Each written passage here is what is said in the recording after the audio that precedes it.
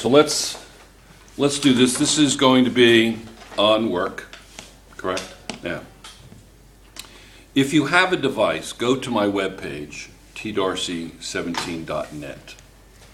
Okay. Does anybody have a device that they're using? Does that work? It's very slow. Slow? Just hand it to me just real quickly here. Thanks. Let me just look at this. Okay. If you go to, okay, you can say there. Okay. You go to my website. How do you go to the back to the website? Hit back. Oh, I don't know how to use the phone. Oh, I see. Oh, that's like a Samsung. Okay. It is a Samsung. No, it's not like a Samsung. It is a Samsung. You sound like me. Excellent. It's not a Samsung. It is a Samsung. All right. So what I want you to do is, if you go to, is this cached because there's an updated version of this? Is this cached? Is this? Yeah, maybe. Yeah, I think it is. Yeah, there's a better version of this. Is anybody on the current version? I think so. All right. That's it. Good. Give that back. I got it. If you go to video links on the home page, okay, and then you go to Darcy made YouTube physics videos, I updated them all, and I will continue to do that. I think I screwed up. Oh, that's chemistry videos, we said. Physics videos. There it is. So you go to Darcy made YouTube videos physics, and then you go down to work, energy, and simple machines, and there they are. There's tons of them. And I have problems that I did, like in the first section, work, energy, simple machines. Then I had intro to work, like what I'm going to do today is like an intro. And then I had work, energy, machines, cat in a tree. I did in 2 parts. Anyway, you can read them. I did most of the problems. Wow, there's a lot. I remember I did a lot of these. I was with my daughter. We went to a basketball game at school at Ocean.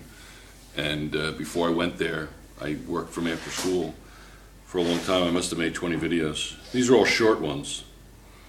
You probably have a lecture in here too.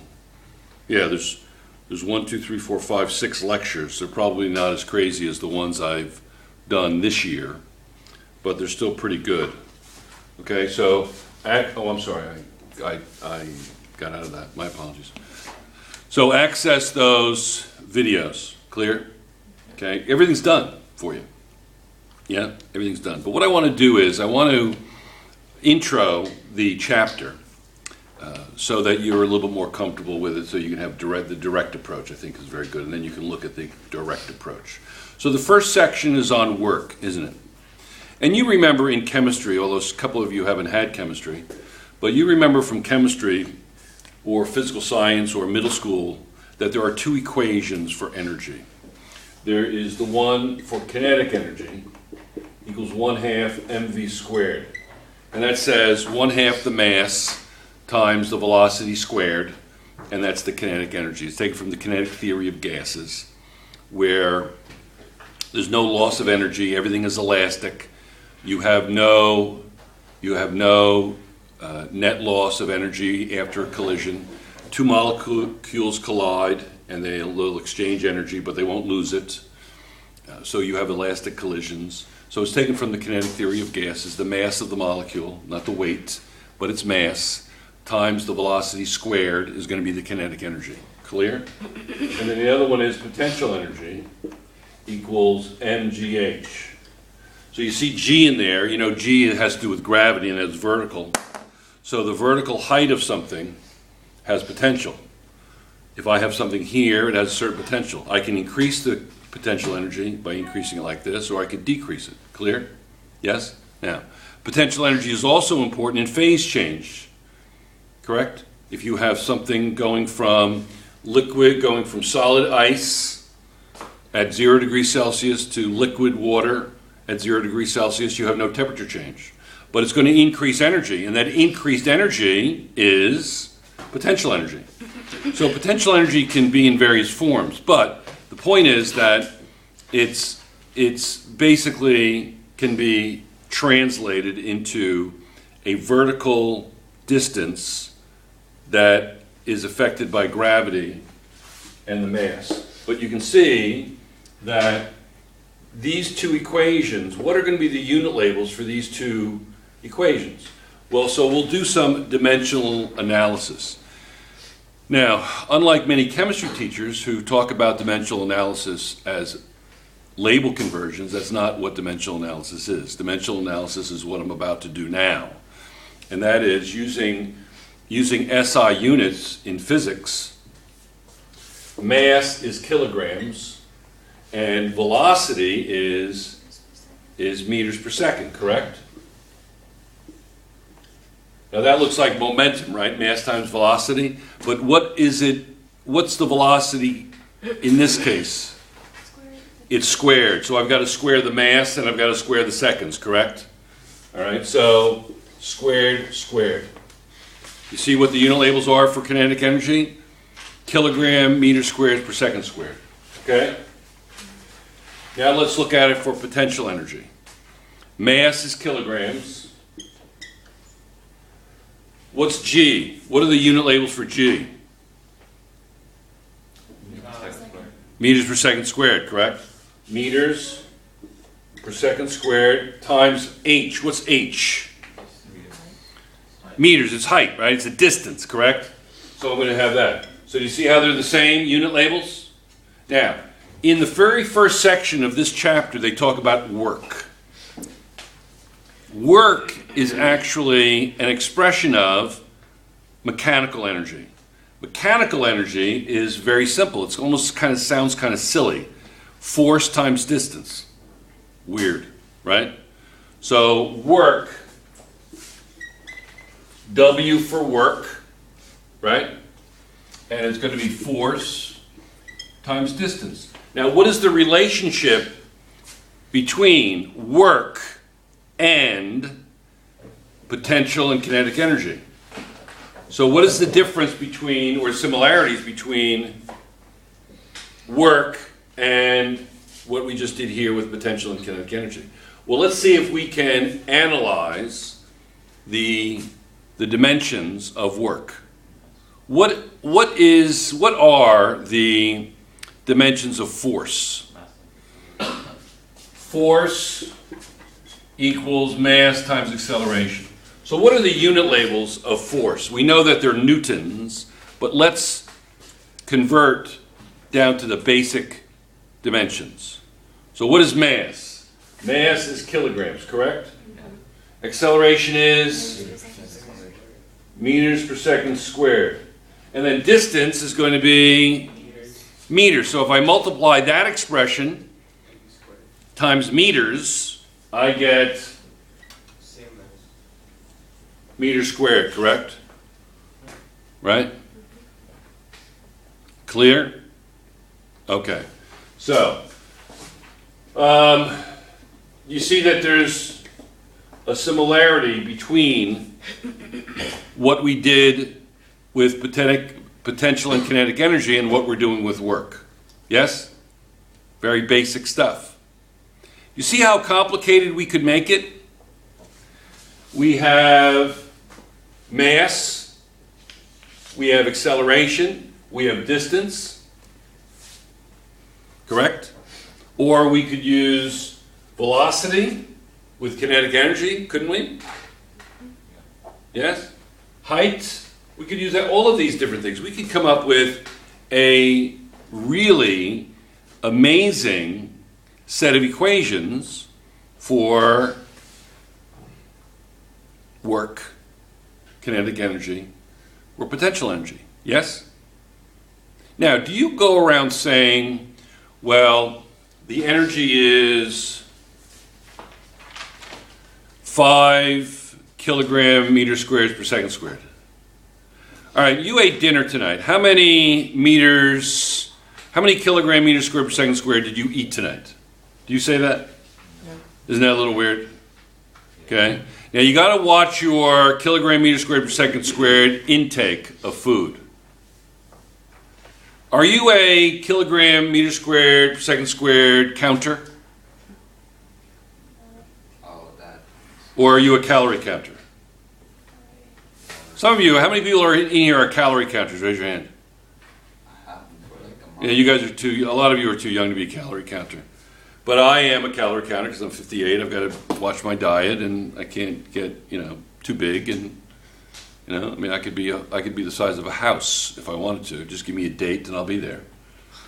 Okay? So, but do I say that I count my kilogram, meter squared, per second squared? No, I say I count my calories. So what's the relationship between kilogram, meter squared, per second squared, and calories? Kilojoules. Well, there is. Somebody just mentioned the word joule. What does the word joule come from? Bling? Is that what joule is? Bling? I like to say that name, bling. Bling. Kennedy, where does it come from? It's energy. It's energy, but where does the word joule come from? A person. A person? Are you guessing? Well, say it with authority. The worst thing you're going to do is be wrong. You'll feel precisely the same. My voice cracked. Say it. A person. A person. It's a person. Excellent. That's correct. It's a person. And his name was Mr. Joule. Dr. Joule, whatever. Okay, his name was Joule. Okay, and 1 joule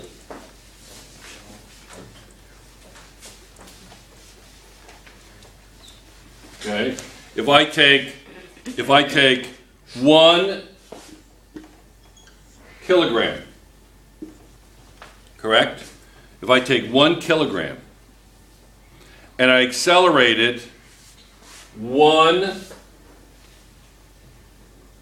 meter per second squared, right? That'll equal 1 joule. Is that right? Yeah. No, wait. Wait, what? Shouldn't it be meter squared? Is that right? Shouldn't it be meter squared? What is it? Shouldn't it be meter squared? Well, what do I have to do to the object to get the energy? Apply force. What's that distance? Yeah. So what's the force? What's the force? 1 unit. 1 Newton. Okay? It's 1 Newton. So if I take a Newton, right? 1 Newton, right? And it's an object. This has a weight of 1 Newton. And I move it 1 meter. 1 Newton moved 1 meter. What's that equal? A joule. 1 Newton meter, 1 kilogram meter squared per second squared, or 1 joule. You get it? Joule. Somebody look up Joule. Professor Joule. See what you can find on him. Feed me some information. And we'll get back to that in a moment. Okay, so work is actually very simple. Work is simply force times distance. We know what force is. That's newtons. Kilogram meters per second squared. We know what distance is, meters. Force times distance is going to be kilogram meters times meters, meters squared, divided by second squared. And that's going to be what? That's going to be work. We know that work is going to be Newton times meter is meter second. Is Newton meter. Newton times meter. Force times distance, Newton meter. Some people do call it that. Or kilogram meter squared per second squared, or simply 1 joule. Now, does that answer the question? Is there a relationship between joule and calories? Yeah. Yes. Is there? Yeah. What's the relationship? 1 calorie equals like 4. 1 calorie equals 4.18 joules. 1 kilocalorie equals 4.18 kilojoules. Correct? What's the difference between a kilocalorie and a calorie? A kilocalorie is 1,000 calories. A kilocalorie is 1,000 calories. Notice that that's a small c. What is a small c calorie called? The normal calorie? Is actually called a what? A small c calorie? Yeah. Say that 10 times fast. A scientific calorie. What is a capital C calorie called? Non-scientific? Physics. What'd you say? No, what did you say? Nothing. You didn't say anything. Okay. A dietary calorie. So what is the difference or similarity between a dietary calorie and a kilocalorie? 1,000 times. They're the same. There's no difference. The only difference is you can call it a kilocalorie or a capital C calorie, but they're the same. So when you talk about, let's say, a pound of fat is what?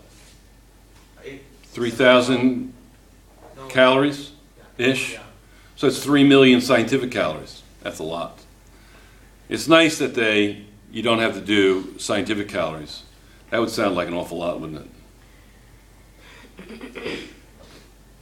The 2,000 calories in a day, that's 2 million calories. Scientific calories, right?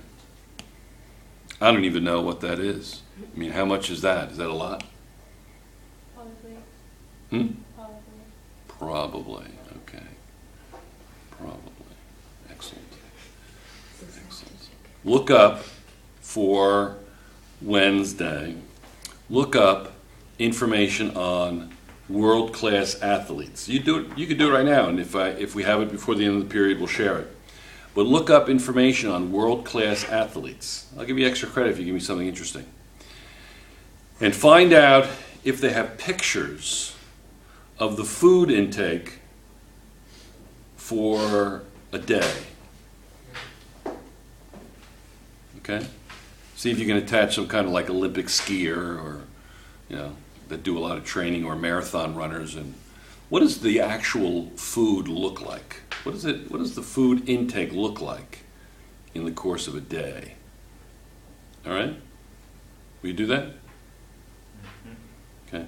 All right, so let's end this. This is going to be, I don't know, intro to work and energy and simple machines 1.14. Number 1, part 1 in the year 2014. Is that good? Is that all right? Can we do that? All right. Excellent.